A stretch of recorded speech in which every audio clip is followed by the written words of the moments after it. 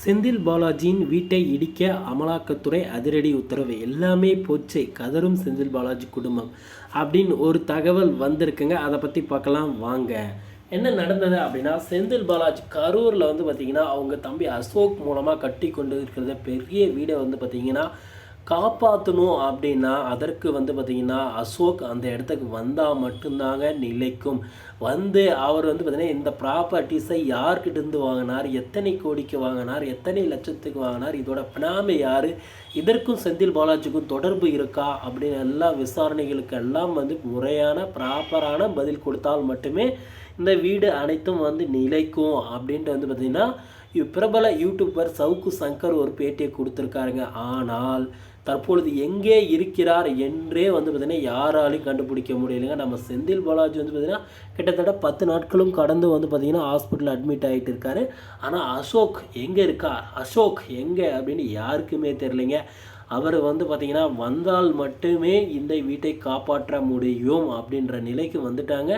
அவர் வந்தார் அப்படின்னா கண்டிப்பாக அவரையும் பார்த்திங்கன்னா அமலாக்கத்துறையினர் அப்படியே குண்டுகட்டாக தூக்கி டெல்லிக்கு கொண்டு போகிறதுக்கான வாய்ப்புகள் கூட இருக்குங்க. அங்கே போய் அவர் விசாரணைகள் செஞ்சாங்க அப்படின்னா அது யார்கிட்டேருந்து வாங்கினீங்க, எப்படி வாங்கினீங்க, எத்தனை லட்சத்துக்கு வாங்கினீங்க, எப்பொழுது கிரயம் பண்ணீங்க, அதெல்லாம் பார்த்திங்கன்னா டீட்டெயிலாக கேட்டு அதில் பார்த்திங்கன்னா பினாமியாக செயல்பட்டு இருந்தால் செந்தில் பாலாஜிக்கு அந்த இடங்கள் அனைத்தும் பார்த்திங்கன்னா பிடுங்கப்படுங்க. இல்லை அப்படின்னா கரெக்டான ப்ராப்பரான டாக்குமெண்ட் எல்லாமே வச்சுருந்தாங்க அவர் பேர்லேயே, அசோக் பேரில் அப்படின்னா கண்டிப்பாக அதெல்லாம் தப்பிச்சுடுங்க. மீண்டும் அவங்க அந்த வேலையை செய்யலாம்.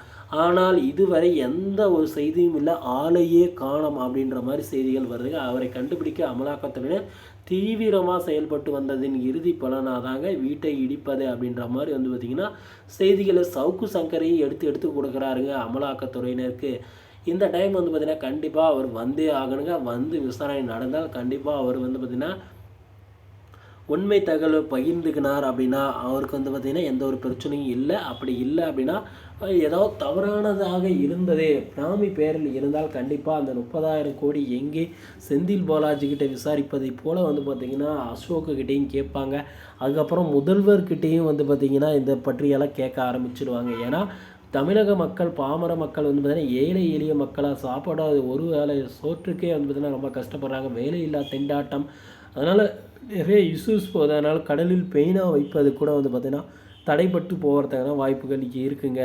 நம்ம அசோக் என்ன சொல்கிறார் அப்படின்னு தாங்க அந்த வீட்டையே காப்பாற்றுறதுக்கு இருக்குது. கிட்டத்தட்ட பார்த்திங்கன்னா பகுதி வேலைகள் முடிந்த நிலையில் இருக்கும் வீட்டிற்கு பார்த்திங்கன்னா பெருமளவு செலவு செஞ்சுருப்பாங்க.